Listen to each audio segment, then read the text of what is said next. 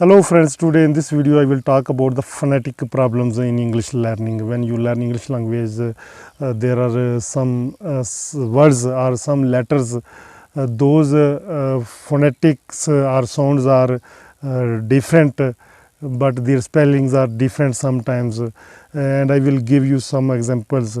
And if you are new on this channel, please subscribe to this channel so that you never miss our other videos. I will talk about the letter F. When you write in single way letter F, sometimes the F sound like F. This sound will be same when you will sometimes see the GH. GH sometimes also sound like F as enough, ENOUGH, enough. GH may sound like F. Tough. So sometimes a new learner becomes confused by this, and in the same way PH is also sound like F. You know that phone, phonetic, phone, PHONE, phone sound as F. So sometimes the new learner thinks that what is this? Why this is this PH is like F, PH sound is like F, GH sound is like F. What is the problem? What is this grammatical rules of English language? So they become confused, and with the passage of time they know about English learning.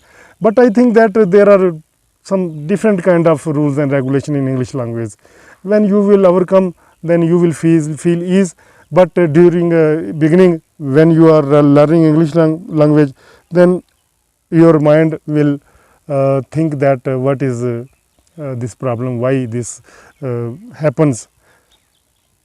And if I talk about read, R-E-A-D, read, the spellings are same.